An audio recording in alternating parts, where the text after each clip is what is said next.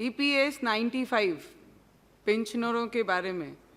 बहुत सालों से मुझे लगता है ये पेंशनर धारक जो हैं वो कोर्ट में भी लड़ाई कर रहे हैं, आपको भी मिलके आपसे भी लड़ाई कर रहे हैं, बहुत सारे आंदोलन भी उन्होंने किए हैं जिसमें बहुत सारे डिपार्टमेंट्स में वो मजदूर काम कर चुके हैं। PSU कंपनीज़ हो गई, प्राइवेट कंपनीज़ हो गई, मंडियों में काम करने वाले कामगार हो गए, स्टेट ट्रांसपोर्ट। नमस्कार दोस्तों, एम्प्लॉय खबर चैनल के एक और नए वीडियो में आप सभी दोस्तों का फिर से एक बार स्वागत है। दोस्तों पिछले वीडियो में जैसे कि हमने आपको यहाँ पर जानकारी दी थी कि NSC राष्ट्रीय संघर्ष समिति के राष्ट्रीय अध्यक्ष माननीय कमांडर अशोक राउत जी की तरफ से सांसदों को यहाँ पर ईमेल करके यह बात कही गई थी कि EPS 95 पेंशन धारकों के लिए जो जायज़ डिमांड है, जो जायज़ मांगे हैं, उनको यहाँ पर लोकसभा या राज्यसभा में उठाया जाए, न कि जो रेगुलर मुद्दे, जो रेगुलर चीज़ें यहाँ पर EPS 95 पेंशन धारकों को पता है उनके बारे में यहाँ पर प्रश्न किए जाए। तो उसी को लेकर यहाँ पर लोकसभा से बड़ी अच्छी खबर निकल कर आ रही है और लोकसभा में पहली बार यहाँ तक मुझे लगता है कि EPS 95 पेंशन धारकों के जायज़ मुद्दों को लेकर सवाल जवाब यहाँ पर किए गए हैं। महाराष्ट्र अमरावती की सांसद माननीय नवनीत रवि राणा जी की तरफ से EPS 95 पेंशन धारकों के आवाज़ को यहाँ पर लोकसभा में उठाया गया है और उन्होंने EPS 95 पेंशन धारकों के वो सारे वाजिब मुद्दे यहाँ पर लोकसभा के अध्यक्ष के सामने रखे और उन्हें जो है पूरी करने के लिए यहाँ पर रिक्वेस्ट की है, जो कि EPS 95 पेंशन धारकों के लिए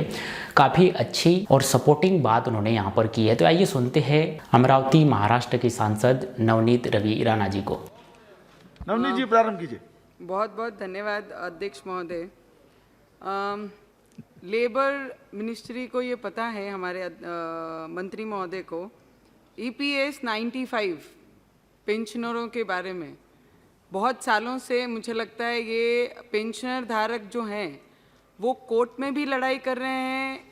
आपको भी मिलके आपसे भी लड़ाई कर रहे हैं, बहुत सारे आंदोलन भी उन्होंने किए हैं जिसमें बहुत सारे डिपार्टमेंट्स में वो मजदूर काम कर चुके हैं। PSU कंपनीज़ हो गई, प्राइवेट कंपनीज़ हो गई, मंडियों में काम करने वाले कामगार हो गए, स्टेट ट्रांसपोर्टेशन में काम करने वाले कामगार हैं। ऐसे बहुत सारे वर्कर हैं जिनकी पेंशन के लिए वो लेबर मिनिस्ट्री से बहुत सालों से बातचीत कर रहे हैं, अपने मुद्दे रख रहे हैं, अपने प्रॉब्लम्स रख रहे हैं। कोई 60 इयर्स हो गया है, कोई 65 हो गया है, कई लाख तो उसमें से जिनका निधन भी हो गया है। ऐसे लोगों ने अपनी अपनी प्रॉब्लम्स बहुत बार इनके पास रखी हुई है, वो सिर्फ अपना हक मांग रहे हैं। आज हम लेबर मिनिस्ट्री के द्वारा कामगारों के लिए बहुत अच्छा बिल लाए हैं। इस बिल को हम सपोर्ट भी करते हैं और सपोर्ट करना भी चाहिए, क्योंकि मजदूरों के वजह से आज देश में जितने भी बड़ी कंपनियां, जितने भी मजदूर काम कर रहे हैं, शायद उनके वजह से बड़े बड़े उद्योग आज मजबूत हो सके हैं। तो इसलिए ये ऐसे बिल लाना बहुत ज़रूरी है और इनके लिए फैसिलिटीज़ जो ला रहे हैं,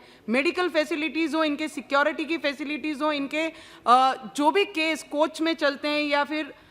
डिस्ट्रिक्ट लेवल पे केस चलते हैं, उसके लिए ये केस ऐसे बिल लाना बहुत ज़रूरी है। और मैं आपसे विनती करूंगी अध्यक्ष महोदय, आपके माध्यम से मंत्री महोदय को, जिन पेंशनरों को महीने के 100 से लेके 500 रुपये पेंशन मिलती है, मुझे आप बताइए कि 500 रुपये में, 100 रुपये में, 200 रुपये में, 350 रुपये में उनके दोनों बुजुर्गों का क्या गुजारा हो सकता है। और बल्कि जहां पर सरकार के पास इनके ही पैसे दिए हुए EPS 95 के खाते में 5 लाख करोड़ फंड आज तक जमा है और उसके बावजूद इन वर्करों को मिनिमम ऑफ पेंशन ये मांग रहे हैं, जहां पर हम उन्हें दे नहीं पा रहे हैं। बहुत सारी मीटिंग से हो गई हैं, कई कोर्ट में उनके बाजू में निर्णय लगा है, कई एक आधी जगह उनके विरोध में निर्णय लगा है। तो मैं मंत्री महोदय से विनती करूंगी कि ऐसे गरीब मजदूर जो सिर्फ अपना हक मांग रहे हैं, वो 7 से 8 हज़ार अपना पेंशन महीने का मांग रहे हैं, बल्कि आपके पास उनके 5 लाख करोड़ फंड जमा है, उसमें से वो अपना अधिकार मांग रहे हैं। तो मेरी आपसे विनती रहेगी कि उनको उनका अधिकार दिया जाए और उनके आने वाले भविष्य, जो थोड़े दिन, कुछ साल बाकी हैं, ऐसे सीनियर सिटीजन के लिए कुछ दया हमारे से होनी चाहिए। मैं आपसे ये विनती करूंगी। और अध्यक्ष महोदय, बहुत इम्पोर्टेंट मुद्दा है और भारतीय एकजुट कामगार संगठन का भी जीवीके कंपनी के द्वारा जिन्होंने काम किया, उनके बहुत सारे रकम ये कंपनी में बकाया है। और ऐसे कामगार हैं जिनको अपने स्कूल के बच्चों का भी कोई भी फीस भरने के लिए पैसे नहीं है, अपना जीवन रोजाना करने के लिए भी पैसे नहीं है। और ऐसे कामगारों के लिए एक और विनती आपके माध्यम से PM साहब को करूंगी, जितने भी लेबर हमारे इस देश में रहते हैं, उन्हें हर लेबर को ये प्राइम मिनिस्टर आवास योजना जो है घरकुल की, घर की, उन्हें इसमें ऐड करके हर लेबर को उन्हें घर दिया जाए, घर प्रोवाइड किया जाए, इतनी आपसे विनंती है। और एक, जब ऑनर और कंपनी में काम करने वाले लेबरों की जब लड़ाई होती है या यूनियन कोई डिमांड करती है, लेबर कुछ डिमांड करती है, जब वो कोर्ट में जाते हैं, कोर्ट में जाने के बाद वो लेबर को वो कंपनी उस वक्त से उनकी सैलरी देना बंद कर देती है। पर मैं आपसे एक विनंती करूंगी, इसमें एक कुछ एडिशन करके कि जब अगर कोई भी व्यक्ति या कंपनी का मालिक या मजदूर अगर कोर्ट में जाता है तो उनकी सैलरी, उनकी पगार वो मजदूर की बंद नहीं किया जाए, इसमें ज़रूर विचार करना चाहिए, क्योंकि आने वाला भविष्य पे उनकी बहुत सारी चीज़ें निर्भर हैं। और जब लेबर एक आधी कंपनी में 15 से 20 साल काम करता है, वो अपना पूरा भविष्य, अपनी पूरी जवानी, अपनी पूरी मेहनत, पूरा खून वो कंपनी को बड़ा करने में लगा देता है। तो मेरी आपसे विनंती रहेगी, जो मजदूरी कर रहा है, उनके बच्चे जिनका भविष्य उस कंपनी पे, उस पगार पे निर्भर है, ऐसे गरीब मजदूरों के बच्चों के लिए वो कंपनियां उनको स्कॉलरशिप दी जाए, ना कि लेबर का बच्चा सिर्फ लेबर ही बने, मजदूर का बच्चा मजदूर बने, वो डॉक्टर बने। आखिरी में 1 मिनट सर, सिर्फ 1 मिनट,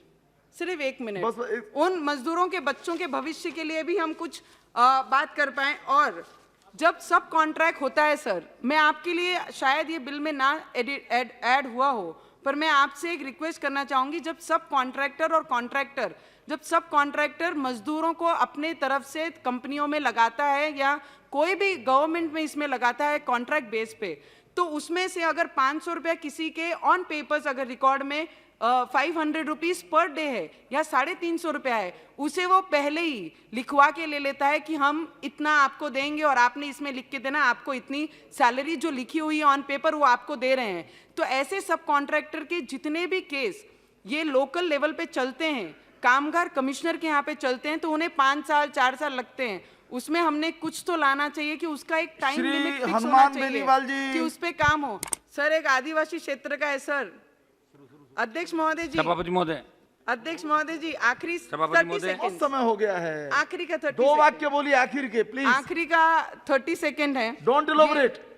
सीधे वाक्य बोलिए। ये हमारे आदिवासी क्षेत्र से बिलोंग करता है, जहाँ पे प्लांटिंग और गार्डनिंग का जो बिल हम लाए हैं, वहाँ पर मैक्सिमम जो हमारे आदिवासी क्षेत्र में रहते हैं, वहाँ पे पूरा फॉरेस्ट डेन एरिया है, वहाँ पर आदिवासी फॉरेस्ट के अंडर में काम करते हैं। उनकी सिक्योरिटी के लिए, उनके मेडिकल के लिए, उनके फैसिलिटी के लिए जो आपने ये बिल लाया है, उसका हम सपोर्ट करते हैं। पर उसके साथ आपके माध्यम से जो कामगार वहाँ से लेके एमपी में जाने के लिए वहाँ से लोकसभा में माननीय नवनीत रवि राणा जी की तरफ से EPS 95 पेंशन धारकों के सपोर्ट में जो आवाज़ उठाई गई है, उसके लिए NSC राष्ट्रीय संघर्ष समिति की ओर से